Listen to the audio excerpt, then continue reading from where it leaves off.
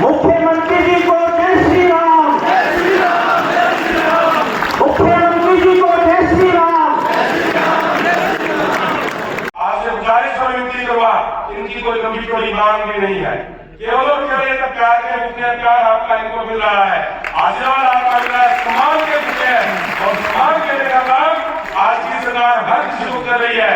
जो भी कोई बात इन्होंने मांगी है उसको स्वाया करने का काम करे, और मुझे पूरी उम्मीद है आज राज सैनी जी जब भी कोई मांग मांगते हैं तो जो नहीं मांगते हैं उसको भी पूरा करने का काम करते हैं।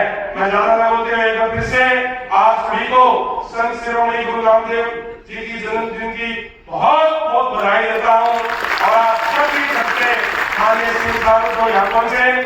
मोस्ट वेपर के अंदर आता है, और मोस्ट वेपर के अंदर तो खासकर बहुत ज्यादा जातियां इसलिए होती थी क्योंकि पॉलिटिकल लोग को ज्यादा इसके अंदर नहीं होते थे, और पॉलिटिकल लोग ना होने की वजह से उनकी कोई पैरवी करने वाले नहीं होते थे। और जब भी कोई सरकारी नौकरियां निकलती थी, कोई अगर मान लो 50 वैकेंसी निकली है तो 15-20 लेकर के एक दिन से छोटी सी लाइन जाती थी कांग्रेस के समय में कि योग्य उम्मीदवार ना मिलने के कारण ये पद रिक्त छोड़े जाते हैं। उन लोगों को योग्य घोषित करने का काम किया जिन लोगों के खून के अंदर स्किल्ड है, जन्मजात जो स्किल्ड है, अपने अपने अलग अलग काम करते हैं। कोई कपड़े सिलने का काम करता है, कोई कारपेंटर का काम करता है, कोई लोहे का काम करता है, कोई बर्तन बनाने का काम करता है, कोई नाई की दुकान करता है। जो जन्मजात स्किल्ड है, हुनर जिनके हाथ में है, और उनको यह कह दिया गया कि ये तो अयोग्य है। और जब से 11 साल से सरकार आई है, माननीय मनोहर लाल जी ने इस बात की शुरुआत करने का काम किया कि नौकरी मेरिट के आधार पर मिलेगी। तो इन्हीं समाज में से जिनको क्लास 3 के अंदर भी अयोग्य घोषित कर दिया जाता था, आज HCS का भी रिजल्ट आता है तो न केवल वेपर के अंदर करने का काम ये लोग कर रहे हैं, क्योंकि मेहनती लोग हैं, उनके बच्चे मेहनती होते हैं, धागे लगा देते हैं, अगर पढ़ाई भी करते हैं तो मेहनत से करते हैं। और आज उसी का परिणाम है, चाहे वो क्लास 4 से लेकर के HCS की नौकरियों में एक भी किसी भी वर्ग की, चाहे SC की हो चाहे BC की हो, कोई वैकेंसी खाली नहीं, सारी की सारी भरी जाती है।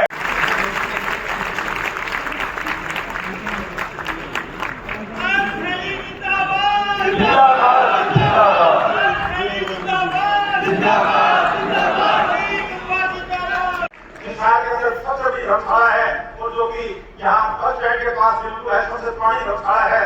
समाज के संदेह से आज आपके सहयोग समर्थन से समाज के पास अब शक्ति है। अगर आप इस ट्रस्ट को छात्रावास और की लाइब्रेरी के लिए जो कि की जमीन है, सरकार ने पहले देने का काम किया है, वो पूजा कराई जाए तो हम छात्रावास और की लाइब्रेरी बनाने का काम करेंगे, स्वस्थ समाज को लाभ होगा। माननीय मुख्यमंत्री जी, केवल हरियाणा प्रदेश में फतेहवादी एक ऐसा जिला है जिसके पास में कोई भूखंड नहीं है। माननीय मुख्यमंत्री जी, हम आपसे चाहेंगे कि आप नगर पालिका से या किसी प्रकार की व्यवस्था करके हमें वहां से भूखंड दिलाने का काम करें। ये समाज एक लोगों को इकट्ठा करके आप लोगों के सहयोग से आपकी सरकार से आपके आशीर्वाद से उसको बढ़ाने का काम करेंगे। माननीय आप बहुत व्यस्तम समय से आपने जो समय निकालने का काम किया है, मैं एक बात को से कहना चाहूंगा। माननीय मुख्यमंत्री जी, हमने आपसे समय चंडीगढ़ में लिया था, 3 महीने पहले लिया था, और आपने सहर्ष स्वीकार करके उसी दिन आपने घोषणा की थी कि आपके दरबार हरियाणा सरकार की तरफ से जो माननीय मुख्यमंत्री की आवास है कभी उसमें आने का काम करें, हम मिलकर बनाने का काम करेंगे। उसका एक परफॉर्मा बनाया, परफॉर्मा बना करके ऐप बनाई, ऐप बना करके व्यक्ति के मोबाइल के ऊपर डाउनलोड कर ले। अगर किसी व्यक्ति ने रजिस्ट्री करानी है, 1 नवंबर आने वाला है, 1 नवंबर के बाद किसी व्यक्ति को तहसील में जाने की आवश्यकता नहीं पड़ेगी। घर बैठ करके अपने मोबाइल के ऊपर उस परफॉर्मे को भर करके अपनी रजिस्ट्री करा सकता है। उसका टाइम बाउंड किया, अगर तहसीलदार 2 दिन के अंदर उसको एक्सेप्ट नहीं करता या 4 दिन का उसको समय दिया हमने, 4 दिन में उसको एक्सेप्ट नहीं करता, ऑटोमेटिक वो डीआरओ पे चली जाएगी। डीआरओ नहीं करता, एसडीएम पे चली जाएगी। एसडीएम नहीं करेगा एडीसी के पास चले जाए और पीछे उसको तहसीलदार को भी पूछा जाएगा कि तेरे पर चादर पड़ी रही, क्या कारण था, आप लिख करके भेजिए कि आपने उसको क्यों एक्सेप्ट नहीं किया, इसमें क्या कमी थी, बताना चाहिए था आपने, तो उसके खिलाफ भी कार्रवाई करने का मौका मिलेगा।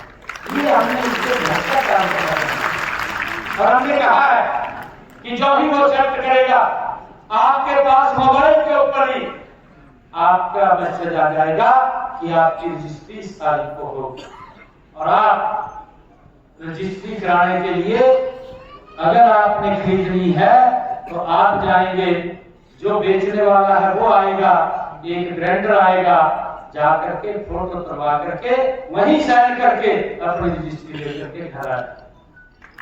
पहली उसकी किस्त जारी करने वाले 1 नवंबर। हमने अपने संकल्प पत्र में कहा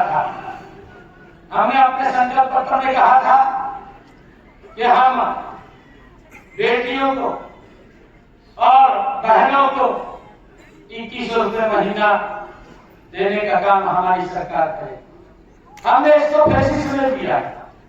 अभी ऐसे परिवार जिन परिवारों की इनकम 1 लाख रुपए तक है, ऐसे परिवार इसके अंदर रजिस्ट्रेशन कर रहे हैं। और मैं आपसे भी आग्रह करना चाहूंगा कि आप इसमें जरूर रजिस्ट्रेशन करें। 1 तारीख को हम 2100 रुपया बहनों के खाते में पहुंचाने का काम ये हमारी सरकार है। इस मांग पत्र की जितनी भी मांगे हैं सभी मांगों को मैं विभाग के अनुसार भेज करके, हमारे सतबीर जी वर्मा ने ये मांग पत्र मुझे दिया है, इन सब मांगों को भेज करके इनको पूरा करवाने का काम ये हमारी सरकार की है। इसके अंदर बातें लिखी गई है। सरकारी संस्थान का नाम संत शिरोमणि नामदेव जी महाराज के नाम पर रखा जाए। मैं आपको आज ये कहना चाहता हूँ, कोई भी एक संस्थान के ऊपर हरियाणा प्रदेश के अंदर संत शिरोमणि नामदेव जी महाराज के नाम पर रखा जाएगा। और भिवानी पानीपत नारनौल में आप जमीन के लिए अप्लाई कर दीजिए, जो आपने लिखा है वहां पर भूमि निर्माण का भी धर्मशालाओं के लिए काम किया जाए। के ऊपर एक संस्कृत मॉडल स्कूल वो हरियाणा प्रदेश के अंदर वो बच्चों को मिलेगा। संस्कृत मॉडल स्कूल जो सीबीएसई पैटर्न पे होगा, ताकि हमारे बच्चे भी पहली से ही वो अंग्रेजी माध्यम से पढ़ाई कर सकें। और उसको लेकर के हमने आज हर 10 किलोमीटर के ऊपर, पहले मैंने कहा था, इस बात को पूरा कर दिया है। आज हरियाणा के हर 10 किलोमीटर के ऊपर संस्कृत मॉडल स्कूल हमारे बच्चों को मिल रहा है। देवी महाराज के इस जयंती समारोह में आज उपस्थित हुए हैं। मैं सभी भाइयों और बहनों का दिल से आभार व्यक्त करता हूँ, आप सबको प्रणाम करता हूँ। और